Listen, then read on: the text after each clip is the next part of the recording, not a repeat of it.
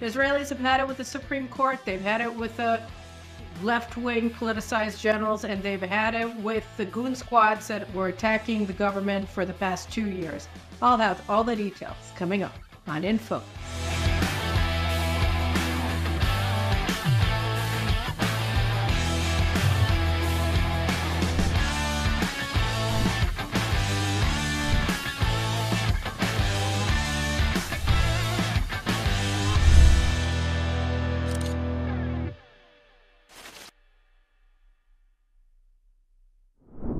Hello from Chicago, my last week away from Israel. Very, very looking forward to going home, but very happy to still be able to have some time with my family before I do.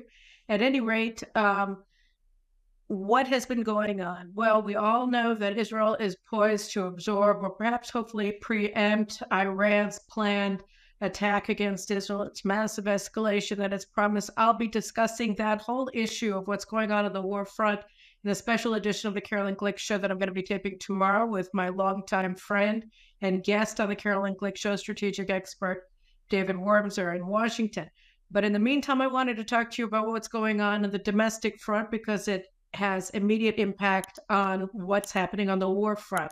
So without further ado, I want to give you a couple of updates about what's been going on. We've seen a major shift in the way that Israeli society is dealing with our leftist elites. Just over the past couple of weeks, I sort of touched on a bit of it last week in Focus, but I want to go through a little bit more of it. So I think last week I discussed the fact that Major General Yifat Tomer Yerushalmi, the military advocate general of the IDF, ordered the arrest of 10 or 9 IDF reservists being accused by a Hamas terrorist, a company commander in the Nukhba squads of Hamas, the murder squads of Hamas that carried out the October 7th massacre, invasion and massacre atrocities in Israel on October 7th, that he accused them of abusing him while he was under their control at the State Timman military base. And I discussed a little bit of their allegations. Well,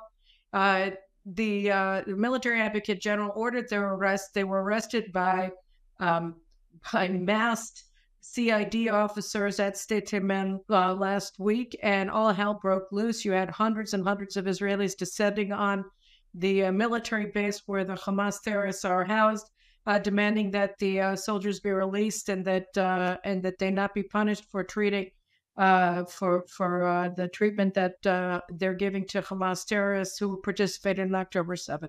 Then they were moved to Beit Lead base to be, which is, I guess, the military advocate general uses for arraignments and things like that, and for his holding cells. And so they were brought there, and he still had, dozens, if not over 100 civilians breaking into Beit Lead and demanding their release. And ever since, you've had crowds outside of Tomer Yerushalmi's house, demanding their release, demanding her resignation from the army, etc., for going after the IDF, for going after the warfighters, for going after the soldiers.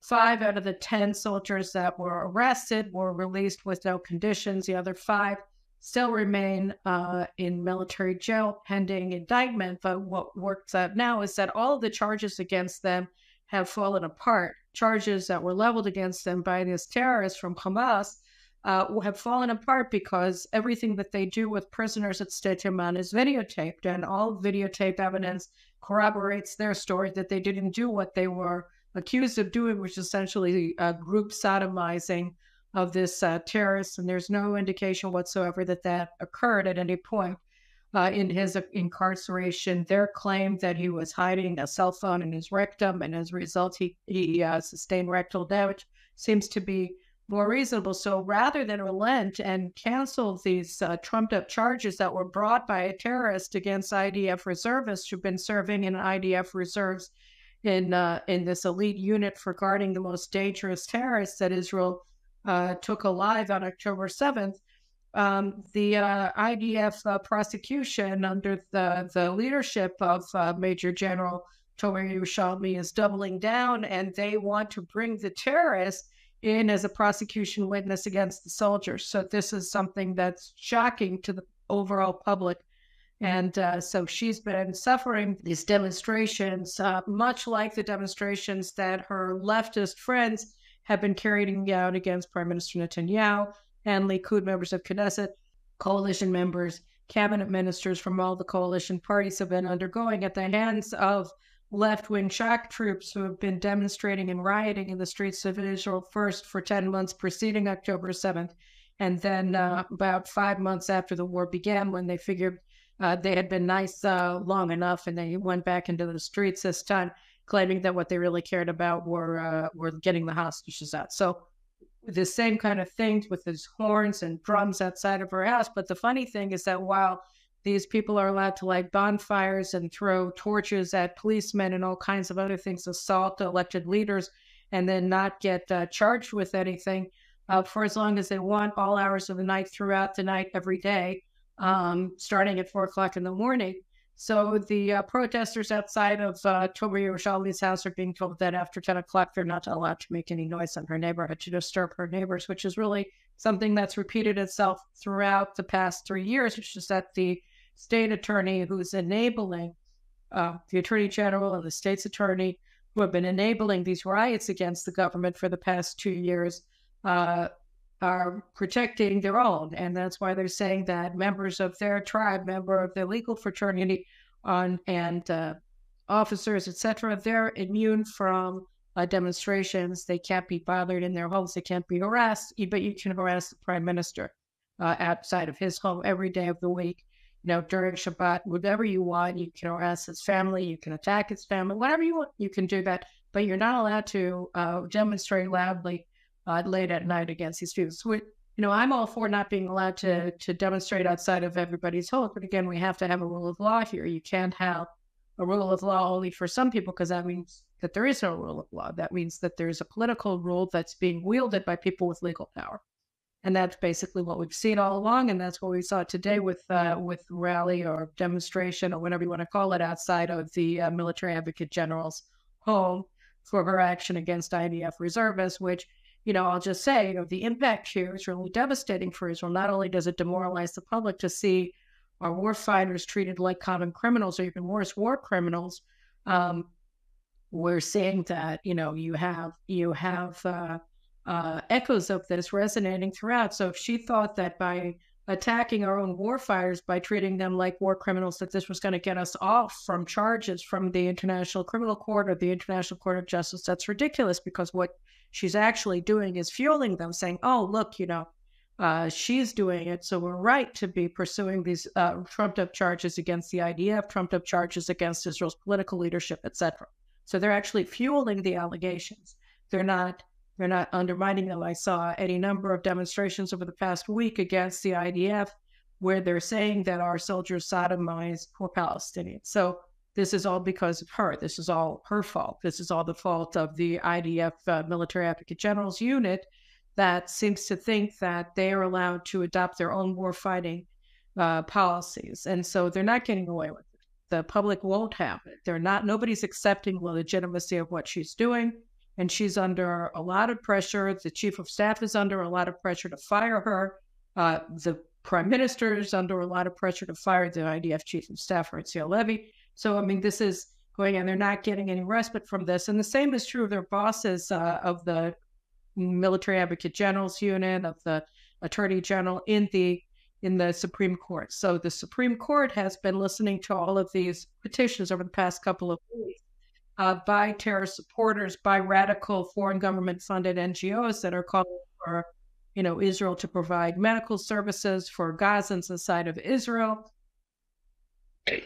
etc., and give them more aid, more this. So last week they did that in the Supreme Court, and they were shouted down. They were protested by hostages' families, demanding that the Supreme Court stop hearing them, and the lawyers from these radical NGOs were subjected to shouts of shame on you by the hostages' families, by the families of fallen Israeli soldiers who came to the hearing using their right to appear at Supreme Court hearings in order to demonstrate. And so, let's speak of more. I just want to show you his son, Eitan Moore, is being held hostage by Hamas. He asked to address the court, and rather than listen to him, the Supreme Court justices just walked out in unison together from the courtroom. And so Tzvika Moore, who was a guest on our show, talking about the Tikva form, the hope form that he and another over 40 hostages' families established, demanding that there be no deal that leaves hostages behind, and that Israel not surrender to Hamas's demands, but actually that the only way to really get the hostages home, all of them, is by defeating Hamas completely and securing that goal of the war, the military goals of the war, not just that they're connected, that you can only get the hostages home if you beat Hamas. So they don't want a deal. And so I just want you to watch here what Tzvika is saying about why he is protesting at the Supreme Court. איתן שלנו היה איתנו בבית היום. לו בית המשפט הזה היה דוחה על הסף ומגלגל מכל המדרגות את אותם ארגוני זכויות אדם, כמו יש דין, האגודה לזכויות האזרח, עדאלה, גישה והמוקד להגנת הפרט, שמאז חודש מרץ 2018 מארגנים את צעדות השיבה לעבר הגדר ומחבלים בה. כל העתירות הללו של אויבי מדינת ישראל וחבריהם הבוגדים מבני עמנו נועדו לכרסם ביכולת של ישראל להגן על עצמה. לו בית המשפט הזה היה מאפשר את המובן מאליו והמקובל בכל מדינה דמוקרטית ומתוקנת, לראות בכל מי שמתקרב לגדר הגבול, וקל וחומר מי שמחבל בה, בני איתן היה היום בבית. אם בית המשפט הוא המילה האחרונה במדינה ואינו נתון לשום ביקורת, אז הוא הריבון במדינה. בשבועות האחרונים ארגונים החפצים בהשמדת המדינה משתמשים בזכות העמידה שבית משפט זה מקנה להם ועותרים לטובת האויב. האם סיימתם לדאוג לבני עמכם? האם מישהו מכם הרים טלפון למישהו ממשפחות החטופים בערב חנוכה, בערב פסח, כדי לאחל חג שמח? לא אכפת לכם מאיתנו. בית המשפט הזה שמשרת את האויב ייסגר או יוחלף.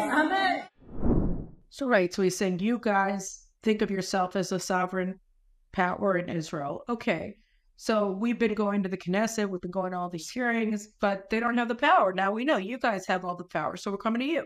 So the same thing happened on Sunday, and this is really interesting. What happened was the Supreme Court accepted that the Palestinian Authority, a foreign, hostile political entity, has standing before the court. This is sort of shocking that the Supreme Court would do this particularly while this foreign entity engaged in war against Israel, warlike activities against Israel by, among other things, funding, salaries, payments to terrorists who are sitting in Israeli prisons because they've been convicted of terrorism, and the families of terrorists who conducted murderous terrorist attacks against Israel. This, by the way, includes the Hamas terrorists who invaded Israel and murdered 1,200 Israelis on October 7th and took 250 of them hostage to Gaza. The ones that were killed, the ones that are in Israeli prison, are also receiving salaries from the Palestinian Authority, which, as we all know, is funded by the U.S. government, courtesy of the Biden administration that renewed the funding to the Palestinian Authority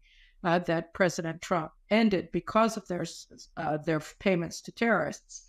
And so the Biden administration is funding this Palestinian Authority, but after October 7th, the Knesset passed a law that said that because they continue to fund terrorists and pay the salaries of terrorists, that in addition to the damages that the victims of terrorism and the families of victims of terrorism who were killed by terrorists received from national insurance from the Israeli government, they're also allowed to sue the Palestinian Authority for punitive damages, and the law sets a ceiling for what they can get for, if their loved one was murdered or if they were wounded, you can get X million shekels, I think 5 million shekels if they were killed, and you can get, I think, 3 million shekels if they were wounded, some such thing. They're punitive damages against the Palestinian Authority, and the Palestinian Authority petitioned the Supreme Court to actually cancel the law that the Knesset passed, which is shocking on two levels. One is who gave them the authority to abrogate this law. They did. They took it for themselves. But the other one is, how can you give standing to the Palestinians? So here you can see a bunch of families of bereaved families of terror victims who were murdered by the Palestinian Authority, by Palestinian Authority security services or terrorists who are being funded by the Palestinian Authority are there, as well as families whose soldiers have been killed, and they're flipping out, and they shame the attorneys who are representing the Palestinian Authority. Shame on you. This outside of the courtroom, and then inside of the courtroom, they started also screaming about it. Why not, right? Because if this is the sovereign, look, I mean, Netanyahu and all the members of Knesset, they all have to get screamed at all the time. They have to give an accounting to the public. They have to call up people, the hostage families. They have to meet with them. They have to do all of these things. So, if the Supreme Court has just seized the power of the government to deal with national security and is taking over security policy without any permission from the governed, well, then the governed has a right to go and protest against the actions of the sovereign, which now is the Supreme Court. So they're going there because that's right, because it's probably right. You want us to take over the kitchen, fine, you get all the heat. So here, take the heat.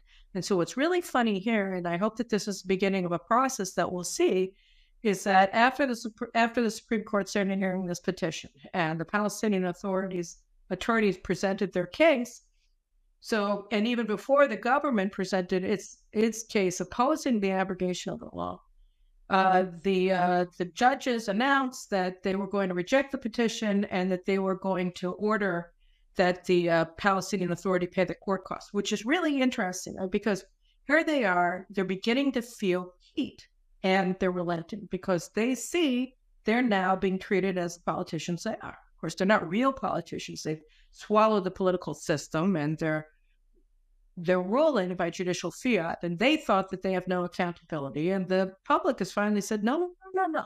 You don't get away with this. You are accountable to us because you're leading in our name, even though nobody gave you that permission, nobody gave you that power. But if you've seized it, then you have to answer to us. So this is really new. This has started over the past couple of weeks, and kudos to, kind of remember what they're called in English. It's the movement. Let me see if I can find it. That's not it. I have a bunch of tabs open on my computer. Let's see if I can find it. It's the movement for governability and accountability. It was established first jointly by attorney Simcha Rothman, who's now the head of the Knesset's Constitution, Law and Governance Committee, and by attorney Sabina, who's both of them are friends of mine, and Iska's now leading it. And she's been organizing the movement for governability or governing accountability and democracy has been organizing these citizens to come and protest at the Supreme Court, and it's a very effective thing to do because, again, so kudos to Iska Bina for taking up this initiative, very important. And then, in the meantime, they're not the only ones who are getting it on the heads. You also have the security brass who's getting it on their heads. Security brass being a chief of staff of the army, Herzl Levy, Ronen Bar, the head of the Shabak. These are the people who are most responsible for the colossal failure of October 7th, because they didn't understand what Hamas was doing, because they had this idea in their head that Hamas was deterred, nothing to worry about, etc., etc. And the real problem was the threat that Netanyahu posed to democracy. We'll get to that in a second. So they had all this information, right? Shabak was responsible for gathering up all of the human intelligence, signal intelligence, even more than military intelligence was in Gaza. They totally dropped the ball. They didn't know what to do. We can go through how totally irresponsible Ronen Bar was on October 6th when he found out about all kinds of things that were happening in Gaza. When he found out about all kinds of things that were happening in Gaza just hours before they initiated the invasion, and he drew all the wrong decisions as a result of them. The guy is totally incompetent, and he's now, together with the head of the Mossad, he's running the hostage talk. So so they have been leading a major push to demonize Netanyahu, and this has been going on for months of negotiations, of hostage negotiations with Hamas that are being mediated by the CIA and all the rest of it. So, you have this steady leaks to the media that Netanyahu is opposed to the hostage deal, that were it not for Netanyahu, we would have a hostage deal, that everybody would be home except Netanyahu doesn't care about the hostages. And so this has been going on, not for days, not for weeks, but for months and months. And we have, and the main person who's been leaking, according to people who are in the know, and this is not my direct knowledge, but what I've understood from people who do know, is Nitzan Alon. Nitzan Alon is a reserve major general in the army. He's one of the politicized generals, one of the many political generals who are members of the radical left, acted as such when they were in the army. Nitzan Alon was the commanding officer in Central Command, which is responsible for Judea and Samaria, and he just implemented policies that were aligned with the positions of the radical left, against the vast majority of Israelis, undermining the government's policies on Judea and Samaria, because he could, because Judea and Samaria has not yet been incorporated into sovereign Israel, so it's governed by military law, and the military sovereign, essentially, in Judea and Samaria is the commanding officer of Central Command. So he, despite the fact that he's supposed to be accountable to the defense minister, the chief of staff of the defense minister, ultimately to the government, he acted as an independent authority. We've had a lot of that from Central Command commanders in the IDF over the past, 3 decades since Oslo, and even before that. And so he did that in sort of the vein of his radical leftist predecessors, and then they inevitably become, heads of the Labor Party or whatever. So that's Nitzan Alon.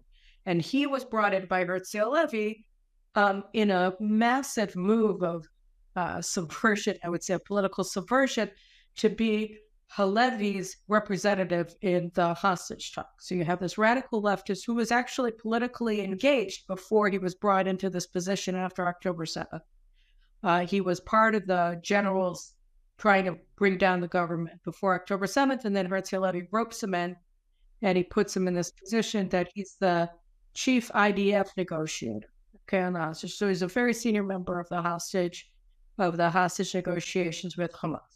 And so he's been figured this all along as the main source for leaks against that seek to demonize Netanyahu, not Sinwar, as the reason why we haven't reached a deal on the hostage release yet, that it's all Netanyahu's fault and everything would be fine. And in recent weeks, we've gotten these stories, one after the other. The Shin Bet, that the IDF are fine with Hamas's conditions, which require a full IDF withdrawal from Gaza in exchange for a fraction of the hostages home. And we don't even know, it's 20, 30 out of 115, so you're leaving the vast majority of hostages behind in Gaza.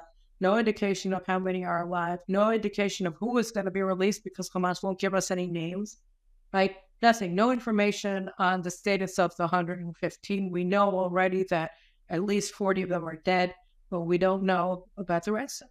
And Hamas won't give us any information. So they basically, when they say that they want this deal, what they say is we want the end of the war. Because if you do, and we want to lose, because you want Israel to withdraw from the Philadelphia corridor, from the Netzarim corridor. Philadelphia, now just show you this picture, if you haven't seen it already, this is a tunnel that the Hamas, and I would assume Egypt, or certainly Egypt enabled the burrowed through the Egyptian border. This is a tunnel that a small truck can fit through, right? That's what we see here, is that this is a massive tunnel. It's for vehicles to pass through, and they did, I'm sure.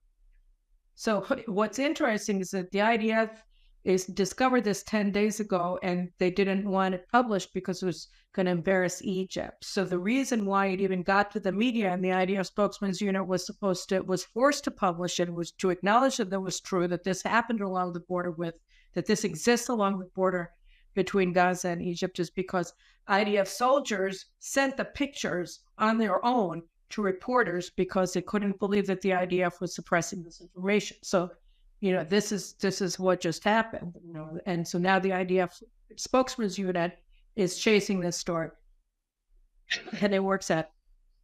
They have another tunnel that they've exposed that has tracks in it, so it's like a conveyor for massive amounts of arms to go into Gaza, and carts. So I don't think it was a railway, but whatever. So you see industrial level smuggling of arms. It's enabled by Egypt. Very frightening, by the way, what this means about Egypt and the Sisi regime that Israel has long been perhaps the most outspoken supporter of. At any rate, so last Thursday, I think it was, it came out, or Friday night, it came out that Ronen Bar and Nitzan Alon are saying to Netanyahu, you're blocking this deal. How can you block this deal that would, require Israel to give up everything, that all of our hard-won gains, literally hard-won gains, and allow Yahya Sinwar to remain in power, rebuild his power, and then they say, oh, we can go back anytime we want. Such a lie. Anyway, so you're doing it. And so Netanyahu said, I don't understand why you're attacking the prime minister of Israel and not Yahya Sinwar. I think you guys are terrible negotiators. So Channel 12, I guess it is now, in Israel, is sort of the repository of all the left-wing poison against Netanyahu. It's really on Friday nights when you don't have religious viewers of television, and Channel 14 is off the air because they don't broadcast them on Friday nights. So anyway, so Channel 12, which is a very left-wing station, and on Friday night they're particularly left-wing because they know that no right-wingers, or very few right-wingers, are watching them because they're all observing Shabbat, or many of them are. So they allow themselves to be even more radical. So they give this story. It's based on security sources telling their military affairs reporter that Netanyahu was accused by Ronen Bar and by others, and by Halevi, of blocking the deal, even though it doesn't cause any security damage, which is manifestly insane. And so Netanyahu answered them back, you're terrible negotiators. You should be putting the pressure on Sinwar, not on me.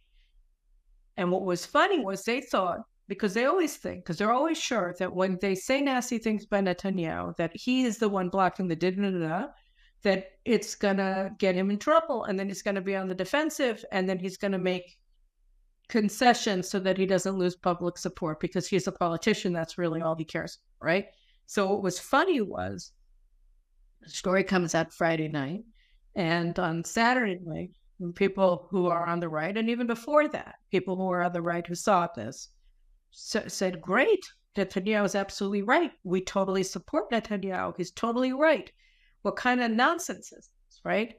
It's funny. And so actually Channel 14 did a poll that came out on Sunday night about, what does the public want for a deal? What kind of deal what kind of hostage deal is the public willing to get? So they gave various parameters of the deal on the table. So for instance, they said, are you ready for a deal?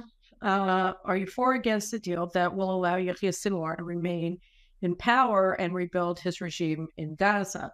Because that's part of the deal that's on the table right now. And the answer is that 64% of Israelis oppose it, 30% of Israelis support it, and 6% have no opinion. They ask, it's 68% oppose, 30% support, and 6% have no opinion. And then they have another question, says, are you for a two-stage deal that in the first stage we get around 30 out, and then the rest are left for later stages, which is what's on the table, right? We're only talking about a quantity of hostages that are going to be released, presumably, God willing, alive in the first stage. We still don't know what's going to happen to the remaining hostages, 85 hostages who are left behind, right? And so they say, what do you think of that? That we'll only get them in later stages because that's the heart of the deal. And the answer is that here too, you have 64%, like I said, that was the answer. 64% oppose it, 30% support it, and 6% have no opinion. So this is, we're talking about 2/3 and above of Israelis who oppose the parameters of the deal, much like Prime Minister Netanyahu does. Then they say, well, who's better at negotiating? And they have three choices. They can have Netanyahu, they can have Gantz, and they can have Lapid. So it works out 45% of Israelis say they prefer Netanyahu be in charge. That's more or less the round of Israelis who prefer him as prime minister. And then you have Gantz trailing behind, 24 points behind at 21%, and Lapid even further behind at 16%. So you're seeing that 21, 16, that's 37. So both of them together are 8 points less than Netanyahu. And then you have 15% say none of them.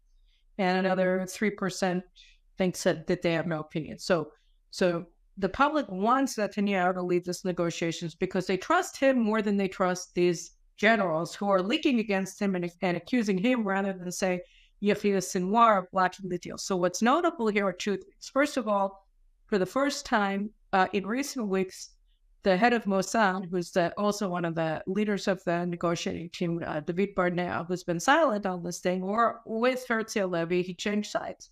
Over the past few weeks, he's been saying, I agree with Netanyahu. Netanyahu is right. We can't have this.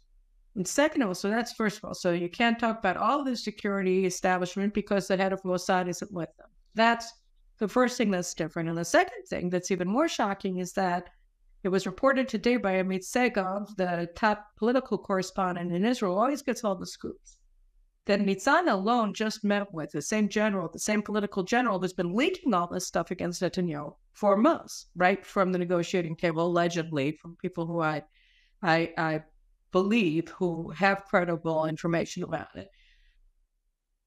Amit Segov reported today that he met with the hostages' families, the same few hostages' families who have been demanding a deal at all costs, et cetera, and they're massively supported by the media, even though Tzvika Moore and his Hope Forum, which gets no support from media outside of Channel 14 and Galei Israel Radio, more or less, and of course JNS, they have more hostages' families represented by them, but the only people who get to be on TV as the hostage families forum are a much smaller number of hostages family who want to deal at all costs. And it's not that I judge them. If their kids are there, I don't know. I don't want to judge people in that situation. But there are less families represented by their group than are represented by the Hope Forum. Anyway, so Nitzan alone met with them.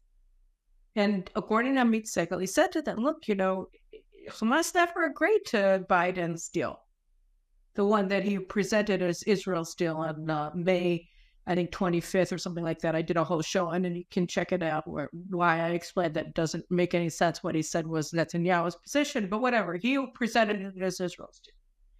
And so Nitzan said, look, it's not Netanyahu that rejects it. It's Sinwar. The Hamas keeps putting more and more conditions on the deal that make it a totally different deal. And Netanyahu, in the meantime, made clarifications, and I have substantive disagreements with him about what he's doing, but it's totally within the bounds of what the parameters that Biden set out are. So you can't say that he is the one that's blocking a deal, which is the first time that Nitzan alone has ever said anything supportive of Netanyahu. Now, what do we learn from this? Nitzan alone is a political activist. He was when he was wearing uniform. He was when he was out of uniform. Now that he's in reserves, active reserves, doing the hostage deal, he's also been a political activist the whole time, leaking all of the information, etc., according to the reports. And he's saying Netanyahu is totally within the realm of legitimate. He's doing exactly what it's his right to do as prime minister. Why is he doing that? Well, he's doing that because of the polls. He's doing it because of the public support for Netanyahu's position, because he sees that they've lost the public on the hostage deal, that it's not going to work for them. That the public, as I reported in my column that I put out last Friday, that the public wants victory. You have over 2/3 of Israelis who were saying, wait, we don't, if we will fight for as long as it takes, right? That was another poll that came out last week on Channel 14. Direct Polls is doing up on, by the way. They were doing it for us too, but me being away in Chicago, it's hard for me to get it all together. Sorry. We'll get more when I get home. So Direct Polls put out this poll last week again with Channel 14. You can check out my article to get the exact data. But here too, they asked Israelis, how long are you willing to keep up the fight? And 2/3 of Israelis said, as long as it takes. And that's it. We're not willing to fight to a draw. We want victory. That's what the Israelis are saying. Who is demanding victory of all of Israel's leaders? Is it the anonymous sources and the IDF? No. It's the prime minister. Is it the defense minister who's been in open rebellion against Netanyahu's opening days of the government? No, it's not. It's one person. It's Netanyahu, and the public is standing with him. So Nitzan alone and all of his fellow political generals were like, okay, we're going to stop for now. We're not going to. This is a loser for us. We're not going to continue on with that. So you have the IDF military advocate general. She thought, oh, I'm going to arrest our war fighters, charge them with things that are being alleged by Hamas, murdering, rapist, terror commander from October 7th, who's being held by the IDF in a holding pen. And why was he there is because he had been at a civilian prison with other security services prisoners from October 7th, from Hamas terrorists from October 7th. He was moved to the IDF holding facility because he tried to incite a prison riot of Hamas terrorists against prison authorities. So they moved him to the army, you're responsible for it. And then he put out this allegation, which has already fallen apart under the IDF's own investigation of it, right? After she had bells and whistles on, sent in mass CID officers from military police to arrest these reservists who have been on since basically October 7th, left their houses in order to do this thankless job of securing Hamas terrorists, right? She arrests them as if they're war criminals, demonizes Israel abroad, has, provided grist for these pro-Hamas terror supporters demonstrating against the IDF all over the Western world. Thank you very much. And empower the ICC and the ICJ to continue prosecuting these completely groundless allegations against our soldiers and our officers and our political leaders. She did all of this because she thought it was a great idea. And now she's paying a price because nobody wants her to remain in her job anymore, essentially, among the public. She's getting it in the chin because the public isn't going to let her off just because she wasn't elected. If she's seizing the power of the elected leaders of Israel, then she's going to be treated like one. And that's exactly what's happening outside of her house. Look at what the Supreme Court did on Sunday. No, we're not going to accept this petition from the PA. While you have members of the public, the bereaved families in the courtroom saying, how dare you, shame on you, right? Suddenly, you have to be accountable to the public. They realize that means something. They're starting to realize the burden of it all. And finally, I want to finish this, I think, optimistic story, Ryan, of the public standing up and saying, no, you can't do this to us anymore, with the Brothers and Sisters in Arms RAC. Okay, so Brothers and Sisters in Arms is an anarchist group, basically, of very privileged members of Israel's security authority. It was founded, works out, by officers who served in Israel's most elite commander unit, Sayeret Matkal. And among other things, one of the leaders is the son of the former chief of staff of the IDF. Where's his name here? Oh, Itamar Mofaz. So Shaul Mofaz, his father was former IDF chief of staff. His brother, Yonatan, is the commander of Sayeret Matkal until, I think, a couple of weeks ago or months ago. So, like now, on October 7th. And so he and his friends, these reserve officers from Sayeret Matkal, founded Brothers in Arms. And what's the point of Brothers in Arms? The point of Brothers in Arms is to overthrow the government by threatening anybody who stands up to the legal fraternity, anybody who whether in civil society or in the government. So Brothers in Arms, they had mass riots outside of the homes of members of Knesset, members of the coalition, where they harassed elected leaders of Israel day after day, week after week, month after month in their homes, harassed their children, terrorized their families month after month in the lead up to October 7th, from the time that the government essentially was formed in December of 2022 until October 7th. Right, so that's what they were doing. They went after the Kohelet Forum, my friends, the Kohelet Forum, right? They barricaded Kohelet's offices in Jerusalem with barbed wire and garbage. They physically attacked the CEO of Kohelet when he was out having dinner with his wife. When he came out to meet with them, they started shoving fake dollars into his collar. These are anti-Semitic acts, and they're their mob violence, and they were engaging them. One of the CEOs of Achim Mendelevich was there, overseeing this whole thing. Nothing happened to him. They're because the legal fraternity is for them, because they're for the maintenance of the extraordinary powers of the Supreme Court and the Attorney General and anybody who stands up to the democratically elected government of Israel and its representatives in the Knesset. They get total immunity from law because Israel has the rule of lawyers, not the rule of law under the current regime. So they got off for all of their massive felonies. In fact, it's one big criminal complex because its whole goal is to undermine Israeli democracy through mob violence. So that's what they were doing until October 7th. And what's interesting, and the worst thing that Achim Mendelevich, which is brothers in arms, in English they call themselves brothers and sisters in arms, to show that, whatever, they're pluralistic or aggressive or whatever. The worst thing that they did was they organized mass refusal to serve among soldiers and officers in elite units. And so that included Sayeret Matkal, of course, where they all came from. That included a lot of other commando units. That included the Air Force pilots in the key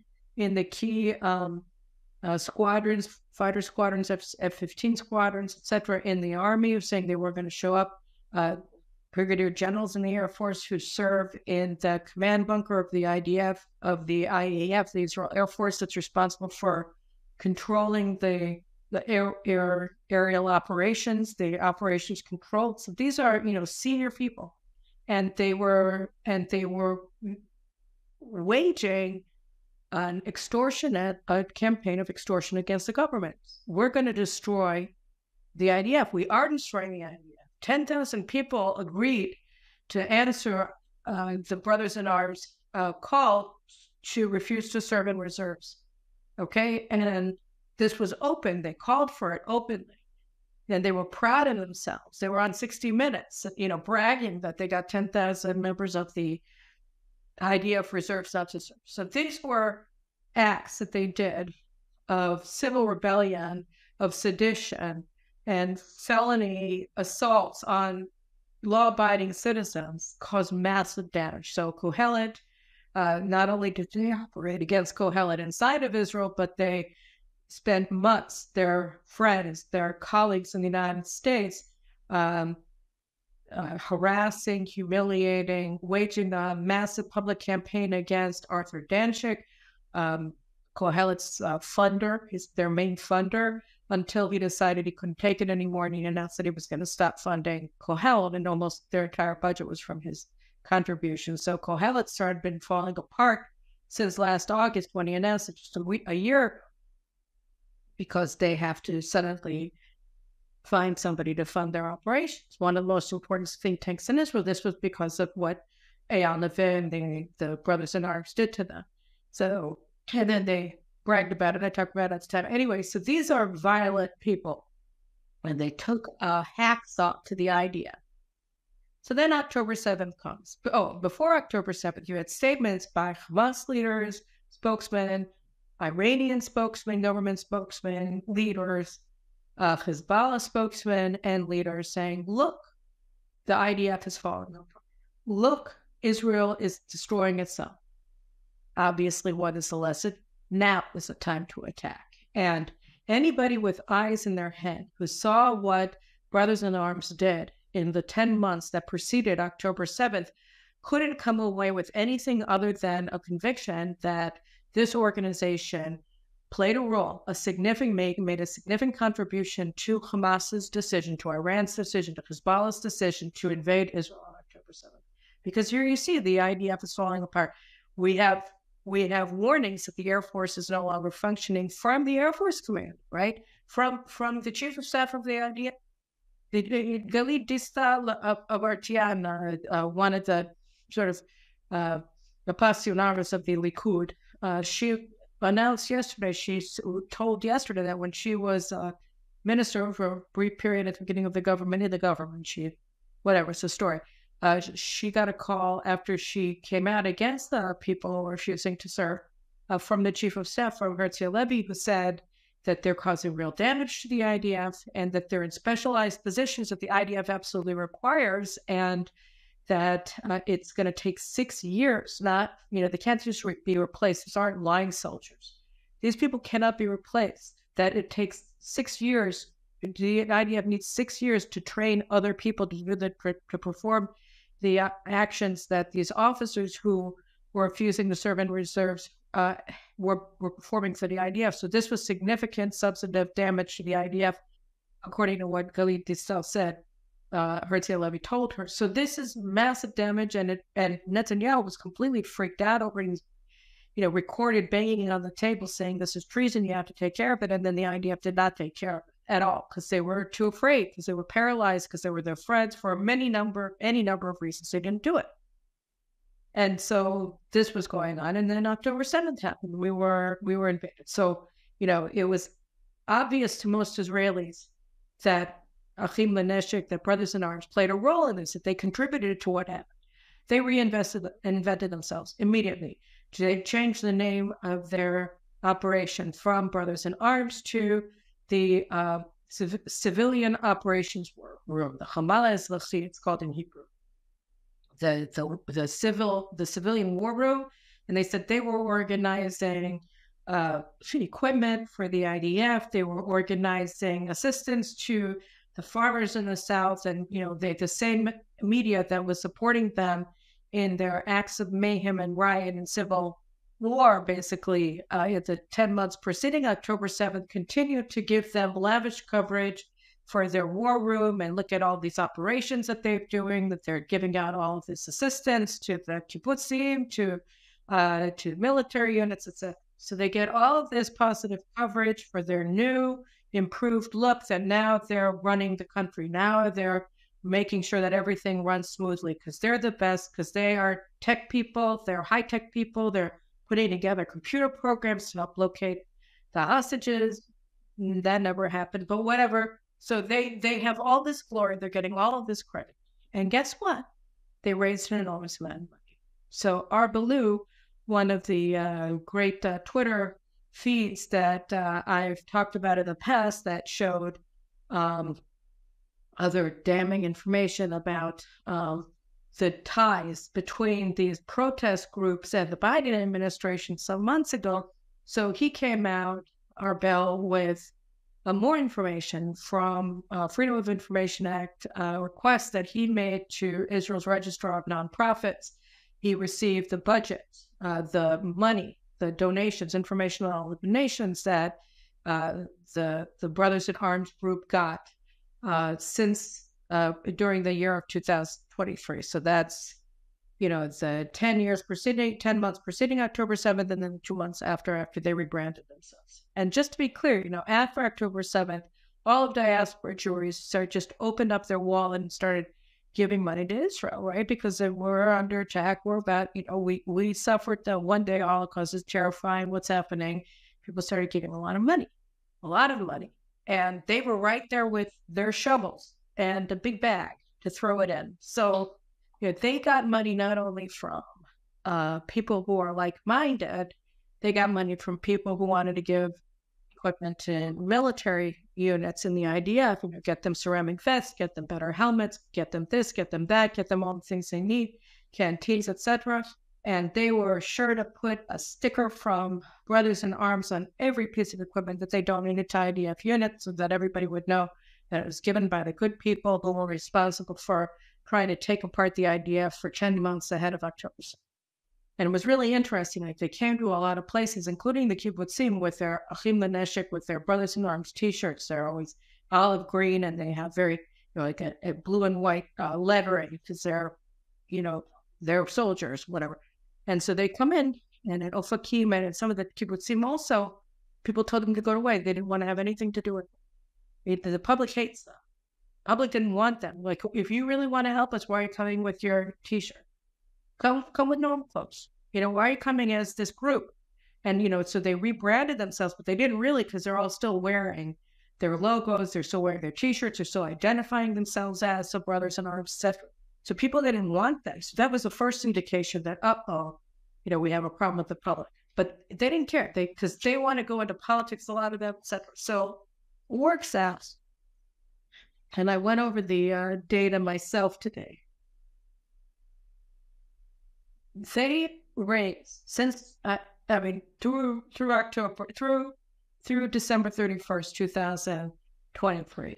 They raised 140 million shekels. It's about $40 million, more or less. And about 2/3 of it was from abroad, 1/3 of it from Israeli donors. Okay. And they got it from institutional donors too. They got it from the Jewish Federations of North America. Jewish Federations of North America, I should give you a little bit of information on them because it's pretty amazing. So they raised, after October 7th, they raised $500 million, $553,783,690. They've allocated $121,697,241. This is from their report.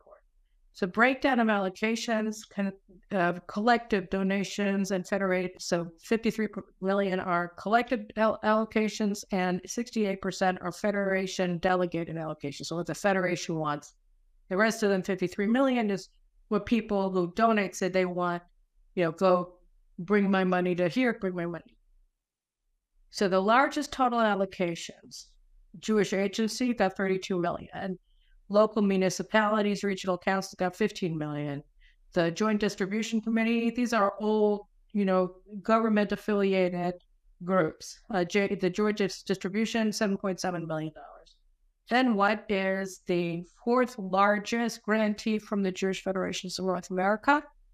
Brothers and Sisters for Israel. That's that, 5.3 million. And then that's just, what the Jewish Federations of North America, you have the Jewish Federations, and you have the Jewish National Fund in Britain, you have it in America, you have all over the country, all over the world, you have these Jewish donors, institutional donors that are giving them millions of shekels. So, this is amazing, right? 5 minutes ago, they were the most active anarchistic organization. A couple of weeks ago, Channel 14 had an expose. Boaz Golan, a reporter, donors in LA who were buying equipment for military units in the IDF were told they bought it all on the basis of what their friends in these units asked them. So they were buying for specific units that they were in contact with and be specifically what they want. There is hundreds of thousands of dollars worth of equipment. They bought it. They want to transfer it. So the IDF says to them, we have to work with Brothers and Sisters in Arms because they have the best operation. And if you go through the list of all the donors, what I did today, you know that a lot of these groups, they did it because they were told by the IDF or by people on the ground, like, you got to give it through this group, even though we hate them, even though they're problematic, they're political, they're the best organized, right? So they've set up this infrastructure, they're the best. Okay, so they get 140 million shekels worth of stuff from federations, from even Mizrahi in Canada, I understand. They get all this information. They get all this money. How much of it do they spend? So looking at their annual report, it works out that they spent about a quarter of that money, right? They got 140 million in donations, more or less. You can assess it higher than that. I'm not quite sure. Arbalu, who I trust, he said 160 million, but I saw 140. So let's go with my lower number. They spent 45 million. So that's 95 million. What is it for? Where is it? Why was it allocated? Moreover, the data in their annual report shows that they spent more than twice what they spent on, helping soldiers, helping, distributing the actual aid to farmers, etc., that they raise. They spend more than twice that on advertising for the organization. So branding, advertising, etc., that was the chief outlay. It wasn't assistance. And again, 95 million shekels wasn't allocated. So you could say, and I agree, maybe it wasn't all allocated by December 31st. Maybe they're allocating it after, but still, they have a huge amount of money. And by the way, their fundraising didn't end on December 31st. They continued to fundraise. So they're fundraising at more than 4 times what they're, or nearly 4 times what they're allocating, right? And they rebranded themselves suddenly as the war room, the civil war room, right? That's responsible for all this stuff. But they're wearing their shirts that are all their political activism shirts for that, and people don't want them. But that's it. They instigated themselves there. So what's interesting about that, along the lines that I said, that, you know, the people of Israel just have had it, right? What's left is that they, after the war started, they started making these ridiculous claims. Ron Sheriff came to the Knesset and said, I never called for refusing to serve in the IDF. And there are literally reams of videotape showing him doing precisely that, right? All of them are on record. They were on 60 Minutes saying, yeah, 10,000 people aren't serving in the army, and that's good, right? They were with Leslie Stahl. So, like, it's all out there, and they're denying it in real time. And in the past, could have worked for them. It could have worked for them, maybe, you know, it worked for them. All right. While they were doing it, they were saying, no, we're not calling for pilots not to serve. We're calling them for them to stop volunteering. It's not the same thing. It's exactly the same thing. I'm not going to volunteer anymore. I'm going to stop serving. It's the same thing.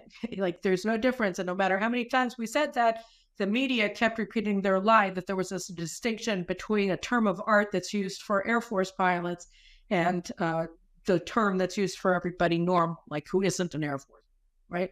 But there is no difference. So they kept saying there was a difference. There was no difference. And so, you know, they keep lying, and now it's not working for them anymore. It stopped working. I mean, nobody wants to have anything to do with them. Nobody is, you know, they're allowed onto the media, but nobody's listening. Because people realize what a devastating impact they had on Israeli society, both in the 10 months preceding the war and since. You know, and now that this annual report just was made public, you know, this is also devastating. So what are you doing with the money? Are you hoarding it? Are you planning on running for Knesset with it? What are you doing with this money? I mean, you know, you look at the donors abroad and you look at the donors in Israel.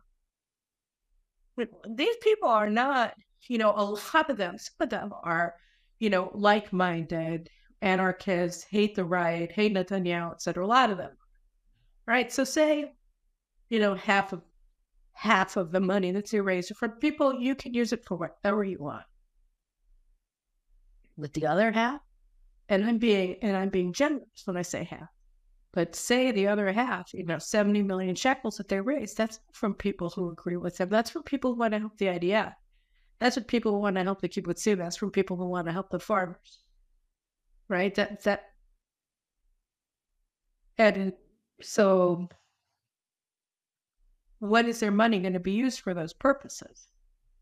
Has it been used? Where's the updated data on that? You know, if you're raising this kind of money from Jewish federations of North America, what are you using it for?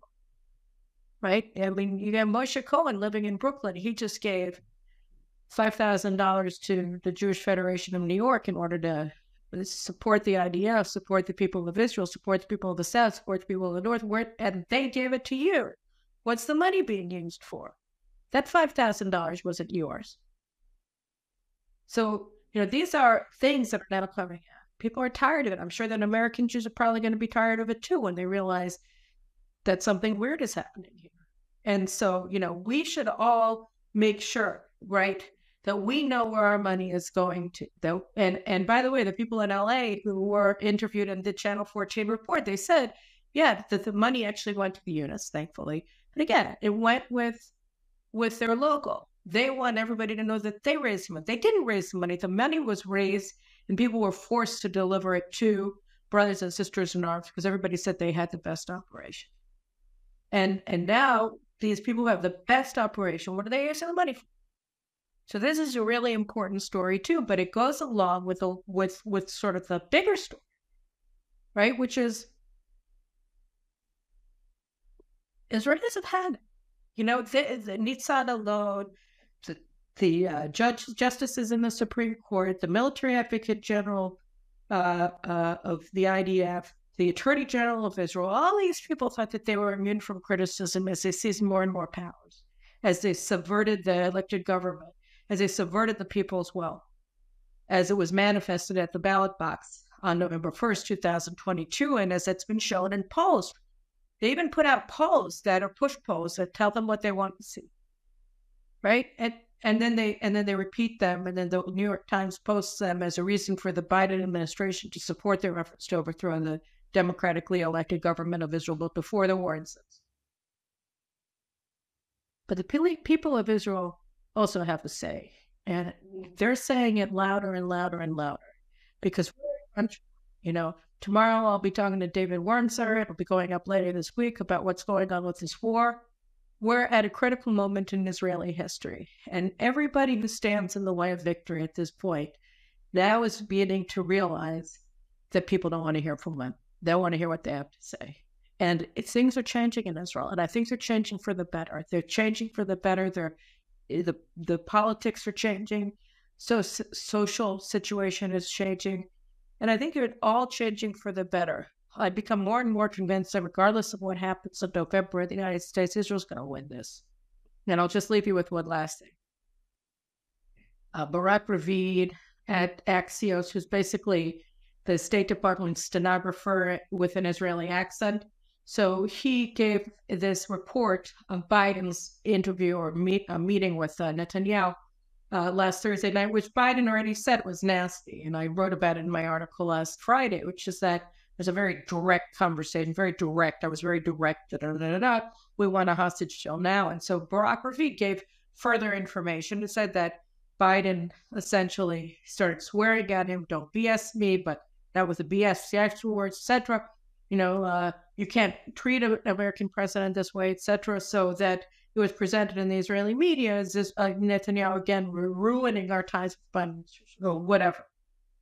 So yesterday, again, Channel 14, they had more information.